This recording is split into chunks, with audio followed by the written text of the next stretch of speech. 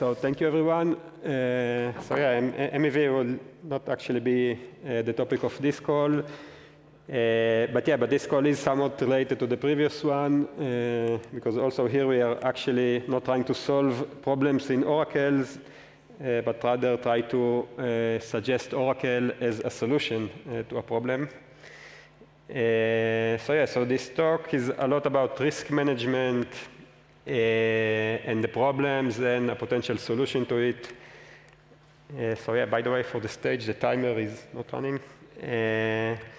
So first of all, what is DeFi economic risk management? Because I'm pretty sure everyone in the audience are kind of aware there's a lot of risk in DeFi and smart contracts, crypto in general. But most of the people are particularly concerned not with economic risk, but rather smart contract hacks, loss of key, and all the classic cybersecurity attacks.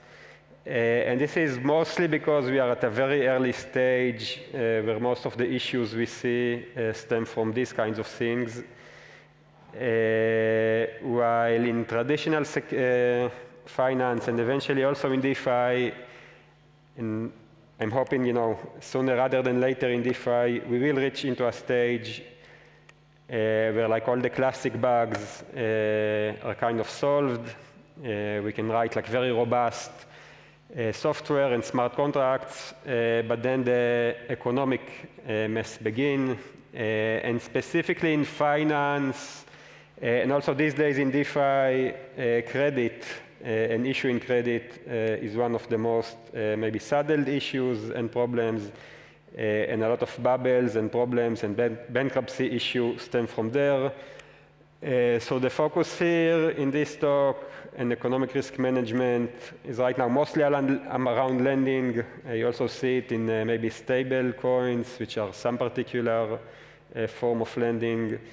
And it's mostly about some protocol is giving a loan, and typically versus some collateral, where the goal is to eventually have the user to repay the loan, and where the only reason where users do not repay is if the loan terms were kind of too generous, and at the end of the day, the collateral might worth less than the user debt. And then, especially in DeFi, where everything is permissionless, the user will just run away with the debt. So risk management, economic risk management is notorious already in TradeFi, not only in crypto.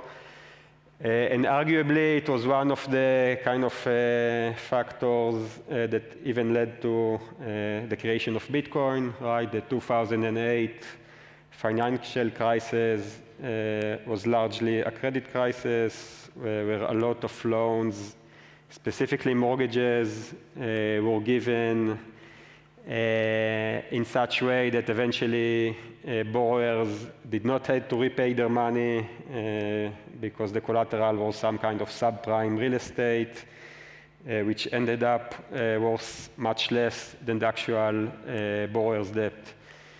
And this world is controlled, like in the TradeFi world, this is controlled a lot by like very few agencies. I think notably most of them are Americans, known to be biased because of political and also business conflict of interest. There's arguably kind of, like very huge bias towards maybe the US as a country, right? The government debt, risk management, right? And we can only speculate. It has to do something to the location of these agencies, the connections they have, etc. Okay, so this is TradeFi, but now we have crypto, right? And everything is perfect. So now, right, like last year, we had some bankruptcies that was largely due, not only due to loans and credit, but specifically due to kind of very creative risk management and issuing loans. So Zero Capital, you can argue also FTX case might have been, like a complete fraud, but eventually also there were entities that were giving them credit. Genis, I think Genis Trade or Capital is notably kind of a, like very serious entity with their own risk management team. Where at a certain point, they took a decision, which is, to be honest, very common, like in banks and TradeFi, just not to liquidate 3-Arrow Capital, because otherwise it would trigger, like a even bigger liquidation cascade and mass run to the bank, etc. It didn't work out for them. FTX poses liquidations for Alameda, so okay, that's probably fraudulent, not because of some risk management, but still all bankruptcies, like eventually stem for that. And then you can say, okay, so, crypto is still, like an emerging market, not heavily regulated. But here we actually see, like an example from the London Metal Exchange, where the exchange operator decided to pause trade for a while, and like there were a lot of complaints and suggestions. They did it to protect one of their whales from liquidations. And okay, so this is regulated, so there are some lawsuits about it, but like eventually we can only speculate, why they paused the trade when they did. So okay, so this is crypto, this is TradeFi, but of course DeFi, right? DeFi is different. We have DAOs, everything is transparent. We have forum posts, right? We know the agenda of all participants. So to some extent, it is true. However, at the end of the day, it's still very common for humans to eventually take decisions on risk management, also in DeFi, whether it's a DAO or some committee that recommends the DAO what to do, or typically like a multi-sig with some either off-chain or on-chain vote. It doesn't really matter. The point is that eventually you have people with many interests, and to be honest, in these days, there are mostly like good people all around. But one day it could change. And like very recent example, and again, this is not like the worst example out there, and eventually things there didn't really, went too bad. But like a month ago, we all witnessed like a DPEG of unknown LRT, Easy East. And this had an effect in particular on two lending markets. And actually there we saw like two phenomena which are very typical in DeFi risk management. So one is that one platform decided to freeze liquidations, which is again like perfectly valid decision to make. In retrospect, it saved the platforms from a lot of bad debt. However, this is DeFi. We like to, or I'm a developer. When I'm interacting with a DeFi protocol, my kind of source of learning how the protocol is supposed to work and how it will work is from the code. It's also very possible that this policy was somehow conveyed in a forum post. I don't know, maybe yes, maybe no, but even if it was conveyed, at the end of the day, if you have like a person that need to decide on whether you need to click the button, you don't really know what will happen, and there are always, some considerations here and there. And again, this is something very common that a bank will do. Maybe, it even has some sort of like expected positive value in terms of the outcome, but this is not really how we would expect DeFi to work. And then like in another platform, which might be the opposite problem, but one of the issues with human risk management that it is slow to respond. And here, so like the previous call was on MEV, so it's not only, we are not talking here about 10 seconds and about beating, MEV bots, but here I'm talking about, like hours, even days, and actually it is the norm that in some lending markets that are controlled by a DAO, it can also take weeks. So here, like in this example, in one platform, So because of the DPEG, liquidity was completely drained, and like for over 24 hours, this collateral was still offered with very attractive lending conditions, even though the amount of collateral was like 10x higher than the actual DEX liquidity out there. So it takes time for a human to respond. So what we offer is kind of solution for both. However, at least from the vision perspective or the narrative perspective, I see like the first problem of not about speed of response, but actually about making the response political and non-transparent, like an issue. And so like in this slide, we'll kind of give like a quick crash course on how risk managers roughly work. And by the way, we ourselves over a year operated as risk consultant for over 7 different platforms. So at the end of the day, we all have some quantitative metrics that are kind of objective, such as DEX liquidity, volatility of the asset, etc. And these are numbers which, in general, all risk managers see the same. Also, all DeFi users see the same. And we call this, kind of the objective risk of an asset, where surely, like the more DEX liquidity out there, the better, the less volatile the assets, less likely we will end up with bankruptcy. But then there's like more domain-specific knowledge, and this is like very subjective, both for risk managers, also for platforms, also for maybe like the community of the platform. And Luna and UST is like an obvious bad example of having like exactly the same maybe objective data, or like liquidity and volatility as a USDC, for example. And to be honest, even there it wasn't really the same. There were like volatile periods there, and you can also argue maybe the design is different, but still so maybe USDT is even like a better example, because some people like USDT, some don't. I think it's maybe a lot about geography and use cases, etc., right? And you probably take a guess that like in this forum, people maybe are not very bullish on USDT, but throughout the world, especially in Asia, people do like it and enjoy using it. And this part is very subjective, right? And we can argue like for hours on USDT and how it works, but eventually if it's non-transparent, so it's very hard to kind of rate it, and eventually someone need to take kind of a subjective decision.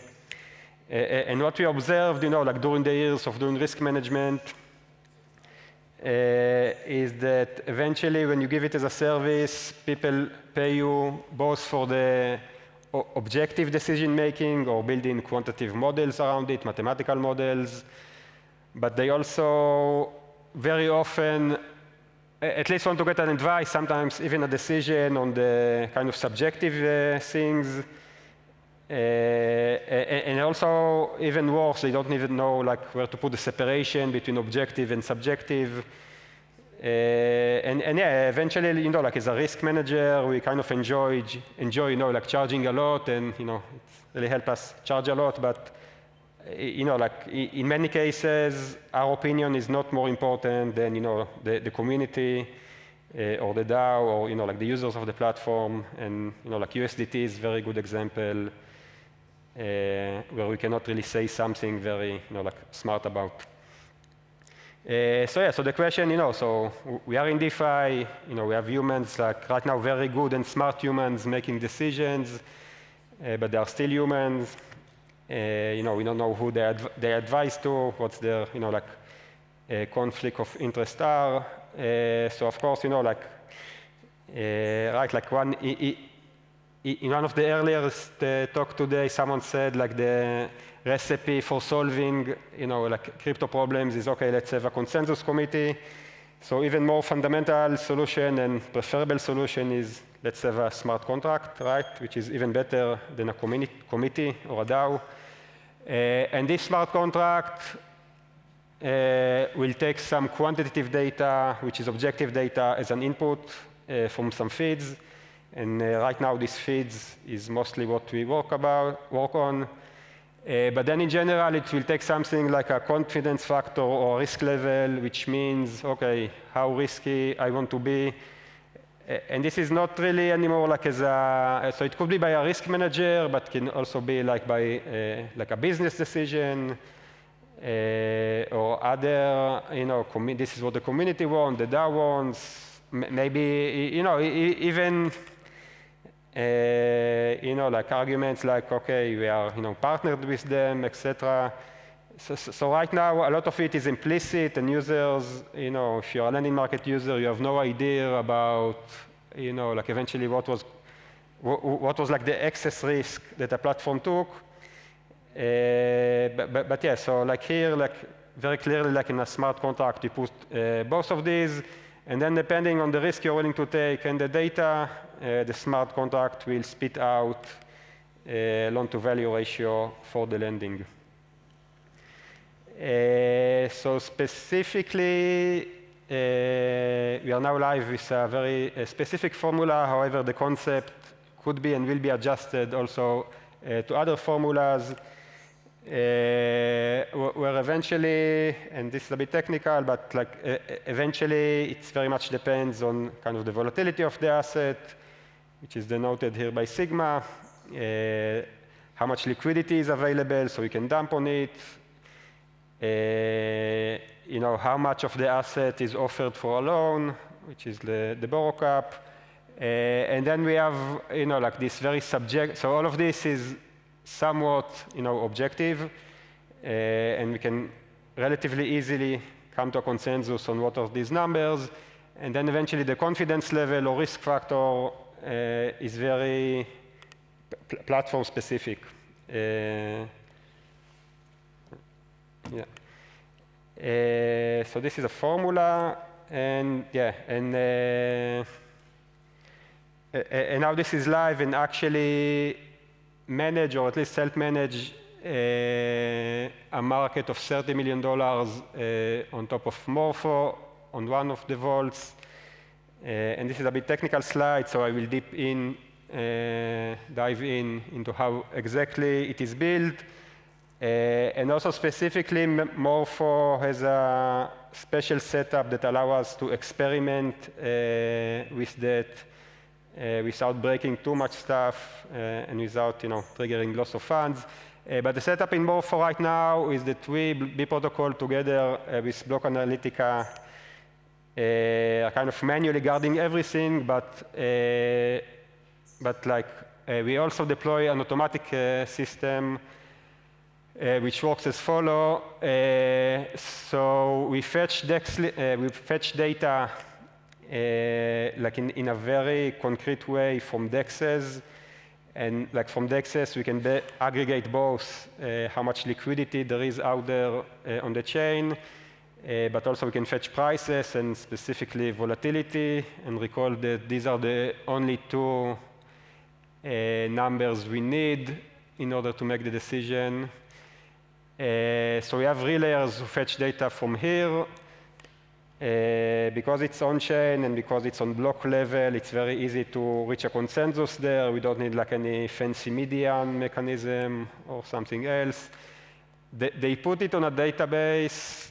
Right now, the database, for simplicity, is GitHub. But of course, as it grows, it will have some sort of data availability solution. So now this data is available either on-chain, but even if off-chain, it is cryptographically signed by the relayers. And now we have a risk manager logic that actually goes to the smart contract, the smart LTV contract, and it feeds it with the public signed data. And then it gets, and and specifically now, what it gets is, from this data, it gets the risk level that fits the current loan-to-value ratio in the platform. And now, specifically with Morpho, if the risk level is too high, then we just withdraw from that market. If it was a different setup, we could consider just maybe lowering the loan-to-value ratio and, of course, doing it gradually to prevent liquidations. Okay, so now we have, kind of a programmed risk management strategy where actually anyone can, fetch the data from the public database, enforce withdrawals if it kind of exceeds, like the risk level that we declared.